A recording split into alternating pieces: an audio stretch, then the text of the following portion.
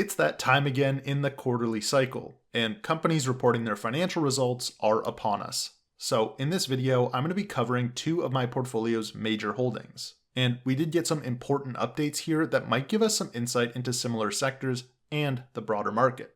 But before we get into the earnings reports, let me introduce myself. My name is Paul, and so far I've invested $100 every month into Canadian securities going on 35 months straight. And my intention with this portfolio challenge is to emulate the journey of a hypothetical Canadian who only has $100 to invest each month. The goal is to show that even people with a limited amount of money to invest can achieve financial freedom by following a disciplined plan of investing that small sum on a consistent basis. So without further ado, let's get into those earnings reports. First up, we have MTY Food Group, the weakest performer of the portfolio as of this moment. And MTY is a company that has been doing really well for a long time, but in recent years has had some checkered results. MTY is a company that franchises out several restaurant brands ranging from fast food to snack kiosks and sit-down restaurants.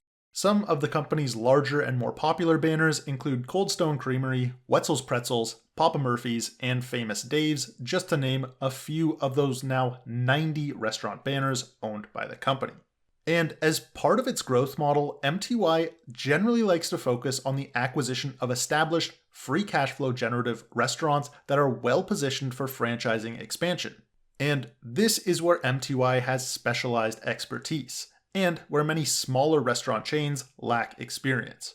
Unfortunately with MTY, many of their less impressive older brands are coming up on the end of their life cycle and have been losing the interest of franchisees, which has led to struggles with net store closures on a quarterly basis for the company, going on a couple of years now. Thankfully, this has been partially offset by growth of their larger, more popular restaurants, but all in all, this decline has been affecting the company very negatively, and we need to see this start turning around sometime soon. In addition to that, there have been economic headwinds affecting the entire sector, not limited to increasing wages, inflated food costs, higher interest rates, and struggles selling their branded retail products in grocery stores. Basically, the last year or so has been a bit of a disaster, and this quarter started out looking much the same, if not worse. See, the issue of store closures has picked back up and resulted in net closures of 41 locations this quarter, which is pretty awful. That said, most of these closures were from Papa Murphy's franchises that have been negatively impacted by the end of the US government's pandemic-related SNAP program, which has hurt sales for specifically Papa Murphy's franchises located in select lower-income neighborhoods. So we may see this trend continue over the next year or so as franchising contracts for weaker performing locations are set to expire. And in more bad news, revenues also declined by about 2%, with the Canadian portion of the business dragging everything down once again. The only bright spot being corporate location revenue, which only came about because of new store openings that weren't operational in prior quarters. Fortunately, the company's operating expenses declined in line with the revenues, so the negative revenue results weren't overly harmful to the bottom line. In fact, thanks largely to the management's restructuring efforts, MTY was able to improve the franchising segment's profit margins by about 200 basis points, which helped to push quarterly free cash flows to a record high of nearly $60 million, which, when factoring in lease payments, comes out to a little bit over $2 per share, which is huge for a company that's trading well below $50. For instance, even if we expect free cash flows to be stagnant, at this point investors can expect returns in the range of 12 to 13% per year. But that really is the question. Is the company going to stagnate, grow, or decline? MTY's current price clearly has further declines baked in, so even stagnation for investors would be a good outcome. But I think that the company will get back to top-line growth in the coming years for a few reasons.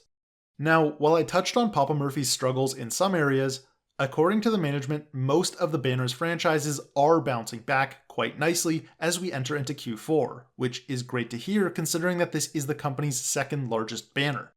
As for the big one, Cold Stone Creamery has been crushing it with consistently strong growth, despite having very strong year-over-year numbers to compare against.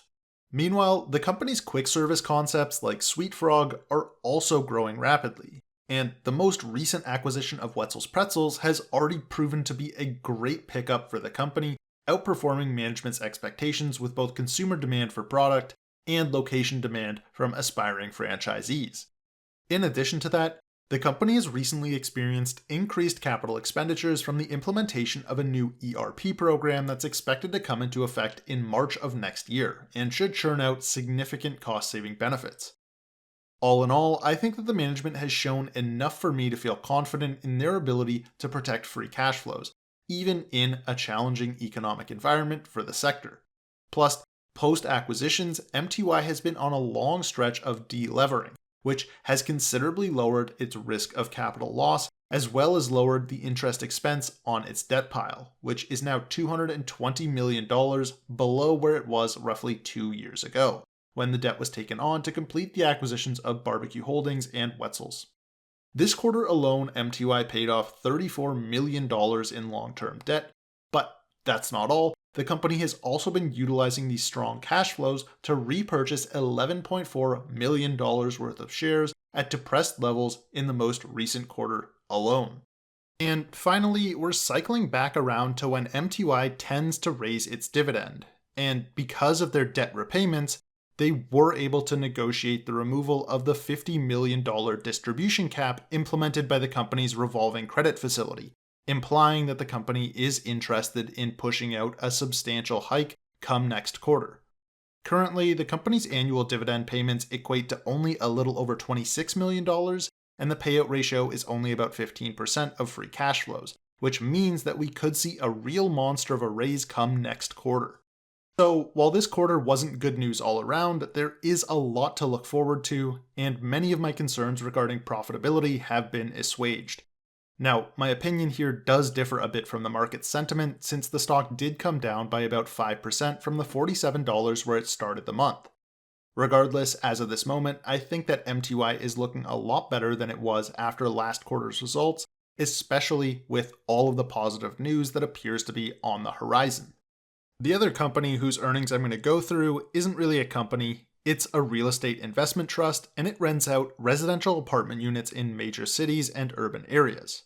It's the Morguard North American Residential REIT, the ticker is MRG, and it's been on a bit of a hot streak over the past few months, but it's mostly been trading in line with the other residential REITs on the market. This quarter, we once again saw steady growth to the average monthly rent throughout the portfolio in both Canada and the United States, though occupancy in the US has continued to drop and is now down in the low 90% range, which is a little troubling. Thankfully, the REIT's management did acknowledge that they have been getting a little ahead of themselves with rent hikes in some markets and have since been adjusting rent prices where necessary, which, according to the REIT, has led to occupancy improvements in affected regions.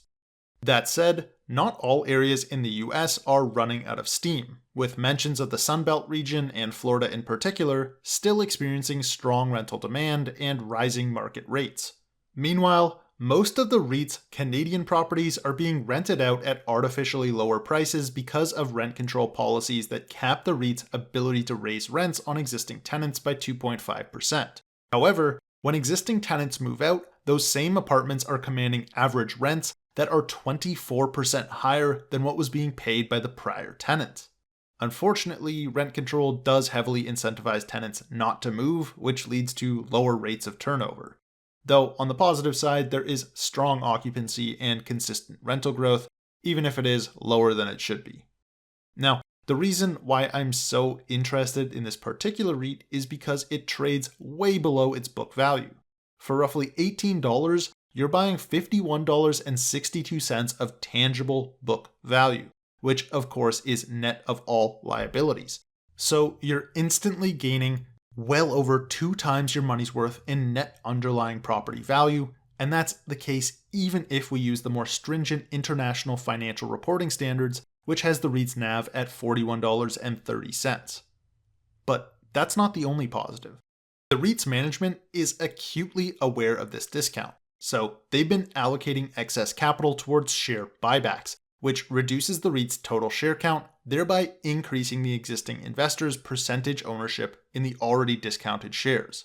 Additionally, the REIT is on the precipice of refinancing some of its properties, which should generate about $160 million of liquid cash as we enter into 2025. And on the conference call, it was noted that the REIT continues to see share repurchases as the best use of capital currently available.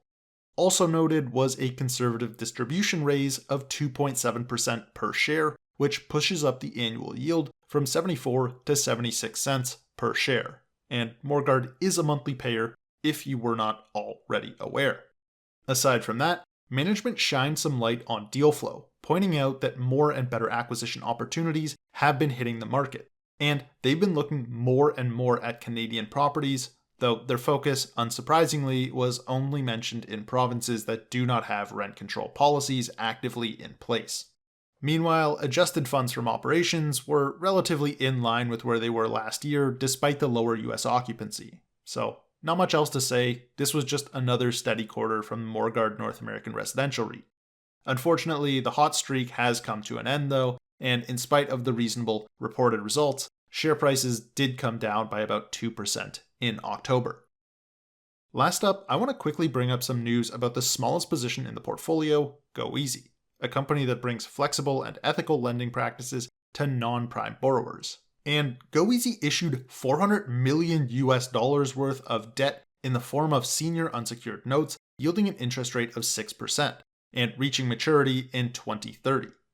Upon this debt issuance, the company used the funds to repurchase all of their outstanding notes that were set to mature in 2026.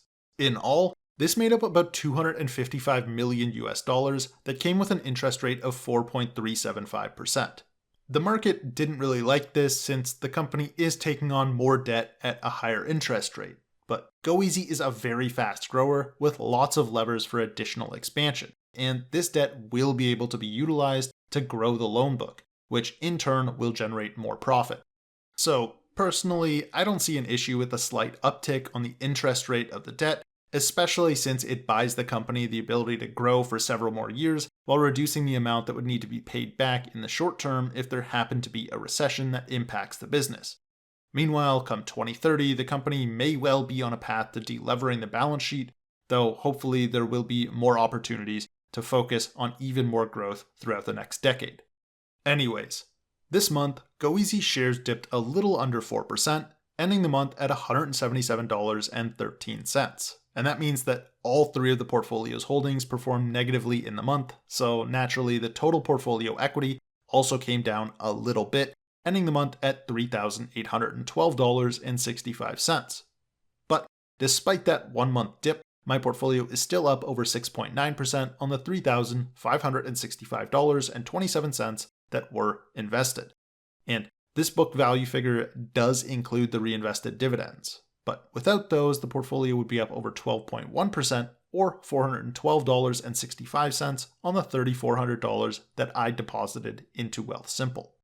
Taking a look at my portfolio versus the benchmarks, my portfolio, represented by the green line, had the worst 1 month performance and was the only portfolio to have a negative result in November. So sadly, we are still in last place for the time being. Meanwhile, the S&P 500 continues to dominate, pushing up towards $1,300 in unrealized gains, significantly ahead of the rest of the pack, let alone my portfolio. But I don't know how long that will last, since if you watched my last month's video, the growth rates that are baked into the current price of the S&P are not likely to be sustainable, to say the least. Jumping back over to the monthly portfolio, we're now around $180 off from the goal line, marked with the red stars, which represents a 12% annualized rate of return. So one strong month could easily send us back over that hurdle for the first time in a very long time. But we'll just have to wait and see how long it takes to actually get above the goal. As for right now, I've already got this month's $100 deposited and waiting in the account on Wealthsimple alongside the dividend income that came in over the last month. So to start us off, I'm going to pick up 4 shares of the Morguard North American Residential REIT, $25 worth of fractional shares of MTY Food Group, and finally, a small fraction of a Goeasy share. And after my orders have come through, I purchased 4 shares of the Morguard North American Residential REIT for $17.96 each, 0.5498 shares of MTY Food Group at a cost basis of $45.47 per whole share, and 0.0818 shares of Goeasy at a cost basis of $174.69 per whole share, leaving my portfolio with no cash left over after my orders were filled. So, as of the market's close on Friday, November 1st, the portfolio holds 155 shares of the Morguard North American Residential REIT worth roughly $2,751, about 16.4 shares of MTY Food Group worth over $746, and 1.95 shares of Goeasy, which are now worth over $341. Moving over to the dividend tracking chart, in October the portfolio brought in a solid $11.13, which is only the 4th time in the portfolio's history that it's ever made more than $10 in a single month. And that's enough to buy this big bag of rice, which probably won't be enough food to sustain our hypothetical Canadian until next month, but it will help significantly in meeting the caloric intake required to survive. So cheers to that. But if we want to grow the portfolio as fast as possible, we're going to need to keep reinvesting the dividends so that the portfolio's income will continue to grow exponentially. Next month, we're projected to receive the largest 1-month dividend payout to date, with $13.76 coming from both MTY and Morguard. And we're now just under 3/4 of the way to hitting the $130 goal of dividend income for fiscal 2024. Though now that we know the size of Morguard's raise, it looks like we probably will end up falling short by about $10. But that's just a fun guess that I make at the start of each year to see how close I can get to the actual amount earned, since it's always going to be up in the air how many shares of different securities I'll end up purchasing throughout the year and how those shares will end up being affected by hikes and cuts. Anyway, switching over to the yield on cost, before Morguard's raise, the portfolio would have been expected to bring in $142.27, assuming no changes were made to the portfolio or dividend payouts. But with the raise, we can instead expect that this portfolio will earn $145.36 over a 12-month period, again assuming no changes are made to the portfolio. This is a 5.09% increase from what was expected last time, and MRG's raise also pushed the portfolio's percentage yield on contributed capital up 8 basis points to 4.15%. And I just briefly want to apologize for getting this month's episode out a day late. My fiance and I were traveling over the weekend to go to our friend's wedding, but next month's episode should be coming out on December 9th, assuming all goes according to plan. Thank you all for watching, and before you go, please remember that this video is not financial advice and that I am not a financial advisor. This video is made entirely for the purpose of providing inspiration and insight into my personal investment decisions, and it should not be used as a substitute for doing your own research. This video does not have the information required to make good investment decisions on individual securities. So again, I'm not a financial advisor. I'm just a Canadian who likes to invest and share my opinions with others. And in doing so, I hope that I was able to provide you with something of value. And if I did, then please consider sharing with anyone else who may also benefit from it. Thanks for watching all the way to the end, and enjoy the rest of your day.